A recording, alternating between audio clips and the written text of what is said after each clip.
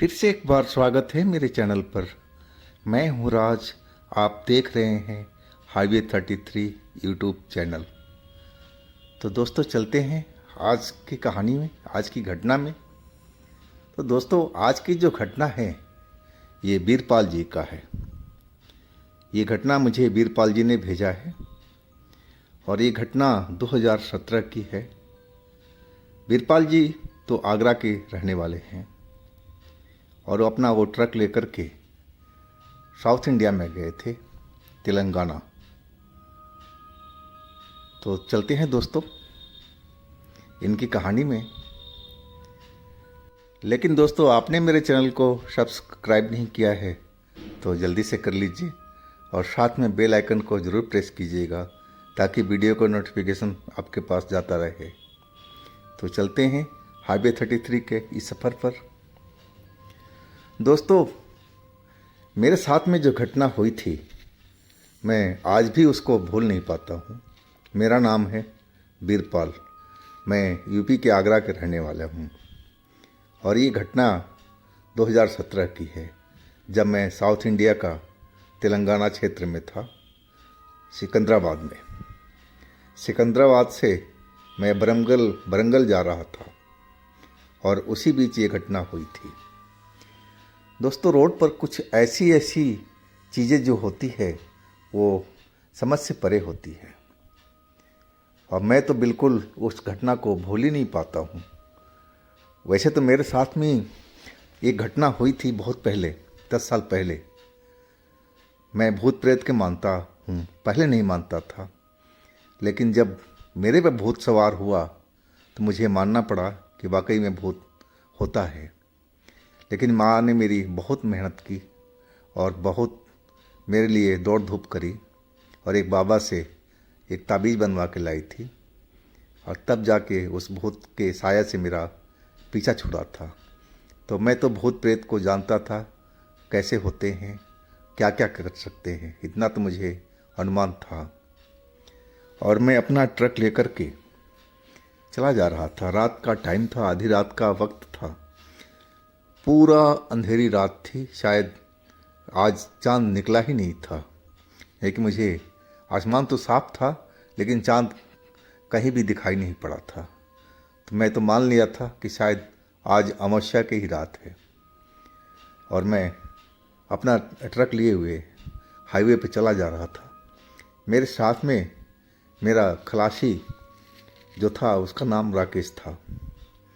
राकेश 23-24 साल का एक युवक था और वो ट्रक का काम चलाने का सीख रहा था। वो भी मेरे गांव के पास का दूसरे गांव का था, आगरा के पास का ही रहने वाला था और करीब 1 साल से मेरे साथ में वो ट्रक पर था और अधिकांश काम तो सीख गया था, ट्रक चला लेता था। तो रात का वक्त था।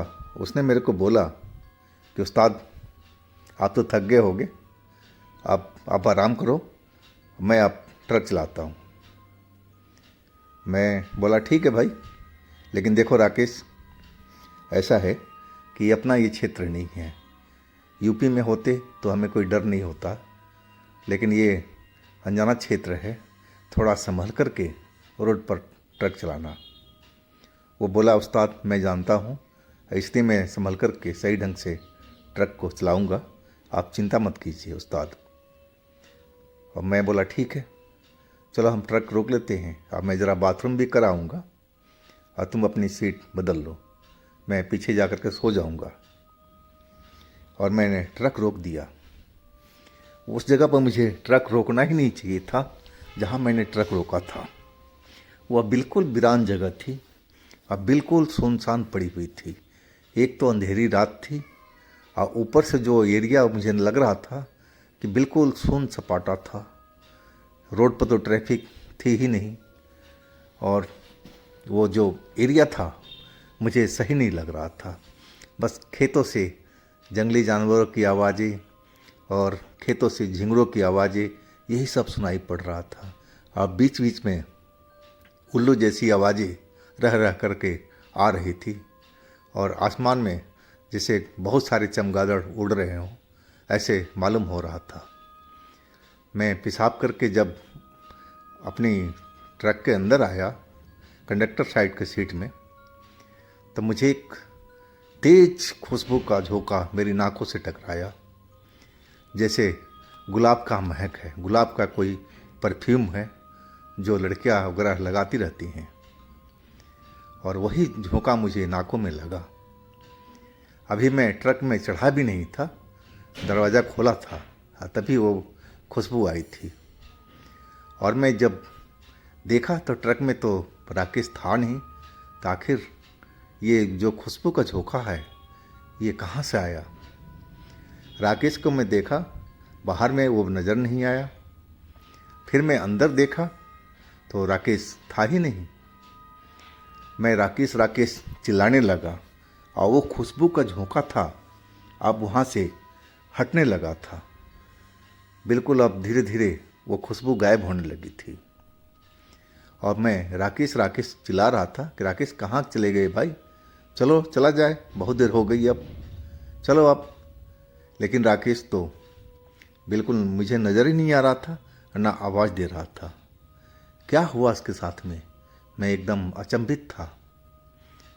और मैं इधर उधर कभी ट्रक के आगे जा रहा था, कभी ट्रक के पीछे जा रहा था। कहा जाए तो मैं बहुत परेशान था। राकेश मुझे नज़र नहीं आ रहा था, ना आवाज़ का जवाब दे रहा था। आखिर इतनी देर में कहाँ चला गया वो, मुझे कुछ समझ में नहीं आ रहा था। और मैं ट्रक में चढ़ गया और टॉर्च निकाल लिया। ट्रक में भी सीट के साइड में मुझे कुछ फूल दिखाई पड़े, सफ़ेद सा फूल। वो मैं समझ नहीं पाया कि इतना ताज़ा फूल और मेरे सीट के पास में ये कहाँ से आए। ये मेरी समझ से परे था। लेकिन मैं जानता था कि भूत प्रेत होते हैं, और मैं इस चीज़ को विश्वास करता था। और तभी मुझे ध्यान आ गया कि कहीं हम लोग कहीं भूतिया जगह पर तो अपना ट्रक नहीं रोकती हैं। और मेरा तो दिल तेजी से धड़कने लगा था, और मुझे यकीन होने लगा कि इसमें राकेश को गायब होने में कोई न कोई भूतिया हाथ तो ज़रूर है। मैं इस चीज़ को तो पहले 10 साल पहले भुगत चुका था, और मैं दोबारा भुगतना नहीं चाहता था इस चीज़ को। और मैं टॉर्च लेकर के तेज़ी से नीचे उतरा, और राकेश राकेश चिल्लाता हुआ टॉर्च की रोशनी इधर से उधर डालने लगा था। और तभी एक ट्रक तेज़ी से गुजरी। अब मैं उसको रोकना चाह रहा था। वो कंडक्टर मेरी साइड में देखा भी, और ड्राइवर को पता नहीं कुछ बोल भी रहा था, लेकिन ड्राइवर ने ट्रक नहीं रोका, सीधा वो भगाता हुआ निकल गया था। अब तो मुझे यकीन हो गया कि ज़रूर ये कोई भूत ही जगह है, तभी तो वो ड्राइवर ने ट्रक नहीं रोका है हमारी मदद करने के लिए। नहीं तो ट्रक वाले को तो देख कर के ट्रक वाले रोक ही देते हैं मदद के लिए, लेकिन वो तो रुका ही नहीं था। वो तो और तेज़ी से स्पीड बढ़ा दिया था और निकल भागा इस जगह से।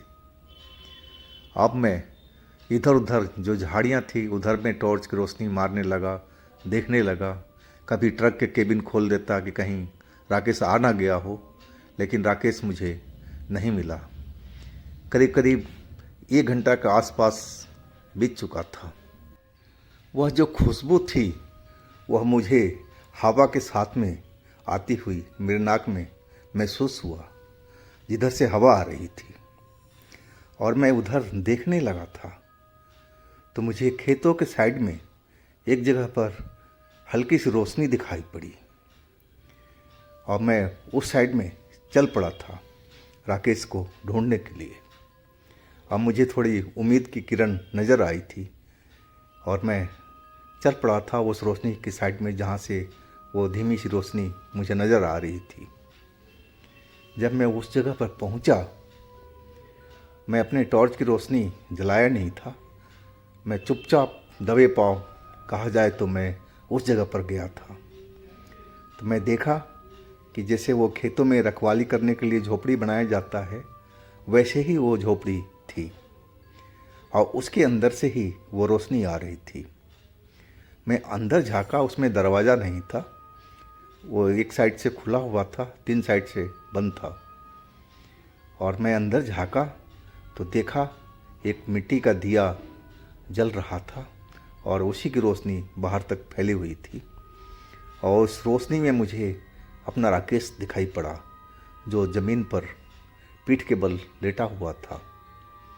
शायद बेहोश था, या कहा जाए तो कहीं मर न गया हो। और उसके शरीर पर एक भी वस्त्र नहीं था, और उस पर लग रहा था कि कोई लाल लाल निशान सा बनाया गया था। एक लाइन सा बना हुआ था उसके पीठ पर, पूरे शरीर पर, पीछे साइड में। और दाहिने साइड में एक सुंदर सी औरत बैठी हुई थी, और कोई जैसे कोई पूजा कर रही हो, इस तरह वो अपनी, जो उसकी पीठ था वो मेरी तरफ में था। और ऐसे ही जैसे उसको आहट मेरी मिल गई हो, और वो पलट करके देखी। पलटते ही, और वो कहा जाए तो बस बिजली की गति से जैसे धुआं उठा हो और धुएं के बाउंडर में वो घुस गई हो, और फिर वो गायब सी हो गई। मैं सब देख करके हैरान तो ज़रूर था कि सब क्या है। मुझे तो ऐसी कोई अनुभव नहीं हुआ था। मेरे साथ में तो कुछ अजीब सा किस्सा था कि मेरे ऊपर तो कोई प्रेतनी सवार हो गई थी, लेकिन ये तो कुछ अलग ही मामला था। और मैं एकदम कुछ मिनट तो मैं वैसे ही खड़ा के खड़ा देखता ही रह गया था कि ये क्या थी ये, और ये कौन सी पूजा कर रही थी। और तभी मुझे बाहर में देखा तो जैसे लगा कि वो जो औरत थी, जो लड़की थी, वो हवा में उड़ रही है। और मैं देख रहा था उसकी उड़ने की आवाज़ आ रही थी हवा में, और आसमान के साइड में चलती जा रही थी, और फिर वो गायब हो चुकी थी। अब वो क्या थी? प्रेत थी, कोई छलावा थी, चुड़ैल थी, ये मुझे नहीं मालूम। अब तो मैं टॉर्च की रोशनी जला दिया, और कमाल की बात है कि उसके जाते ही वो जो दीपक था जो जल रहा था वो बिल्कुल बंद हो गया था, और उस झोपड़ी में बिल्कुल अंधेरा हो गया था। और तभी मैंने टॉर्च की रोशनी जलाई, और मैं देखा नज़दीक जा कर के तो राकेश की सांस चल रही थी। शायद मूर्छित अवस्था में था, कहा जाए तो बेहोशी में था। और उसके शरीर पर एक लंबी सी लाइन खिंची हुई थी। शायद वो कोई साधना कर रही थी, जो भूत थी, छलावा थी, वो कोई पूजा करने जा रही थी, और शायद वो राकेश की बलि देना चाहती थी। मुझे तो ऐसा ही लग रहा था। लेकिन मैं सही टाइम पर पहुंच गया था, और मुझे देखते ही भाग गई थी, हवा में गायब हो चुकी थी। अब मैं राकेश को उठाने लगा, झकझोरने लगा, उठ मेरे भाई, उठ जाओ, जल्दी से यहाँ से चलो, तुम्हारी जान खतरे में है, मेरी भी जान खतरे में है।